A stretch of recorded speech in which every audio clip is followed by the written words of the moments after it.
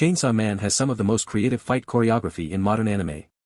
The opening sequence changes every episode and each one is a masterpiece on its own. The music is extraordinary. People talk about these things constantly, the animation, the style, the chaos. They are all correct and they are all missing what the show is doing. Chainsaw Man is not an action anime. It is an anime about what it feels like to be used up, by a system, by people you love, by your own desires, and to keep going anyway because you have nowhere else to be.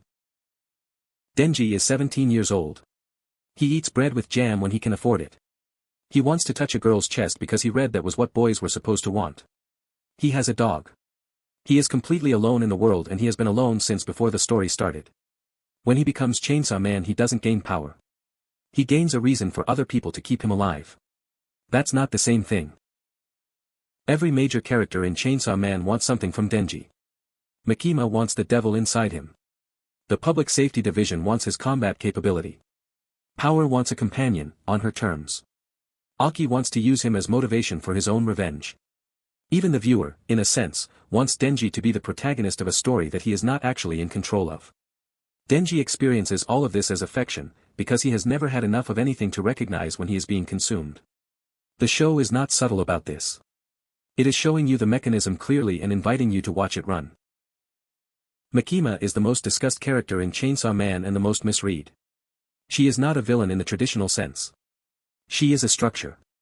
She represents the way institutions and people in power frame exploitation as love, how being useful to someone can feel like belonging, how having a purpose given to you can feel like having value, how someone holding your leash can feel like someone holding your hand.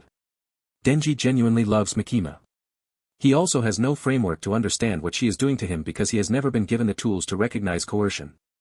That is not a character flaw. That is what happens when nobody teaches you what respect feels like. The two people Denji gets closest to are Power and Aki, and they represent two different responses to the same problem, being alive in a world that treats you as expendable. Power refuses. She is selfish, loud, impossible, honest about her own motivations in a way that is almost perverse. She wants what she wants and she says so.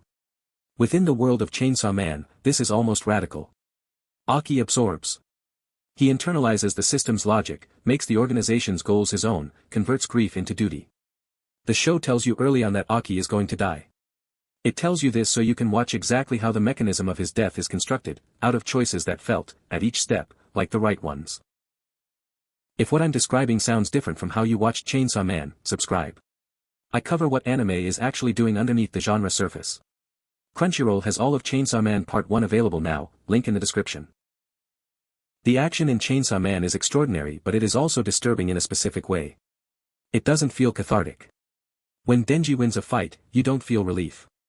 You feel something closer to exhaustion, for him. The show has designed its action sequences to feel like labor. Denji is not a cool guy doing cool things. He is a teenager absorbing an enormous amount of damage and keeping going because stopping means dying and dying means there's nothing. The visual language of the fights communicates this. He gets destroyed repeatedly, he regenerates, he keeps going. That is not a superpower fantasy. That is a depiction of endurance as the only available strategy. At the end of Chainsaw Man Part 1, Denji makes a choice that requires him to destroy something he loves in order to survive.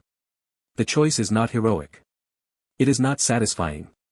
It is the decision of someone who has finally understood what the system wanted him to be and has decided to survive it on his own terms even if those terms are terrible. He is still 17. He still wants bread with jam. The system has not changed. But he has stopped being confused about what the system is. That's not a happy ending. It's a real one. Chainsaw Man Part 2 is ongoing in the manga and the anime adaptation is expected. If you are waiting for it, go back and rewatch Part 1 with the consumption argument in mind.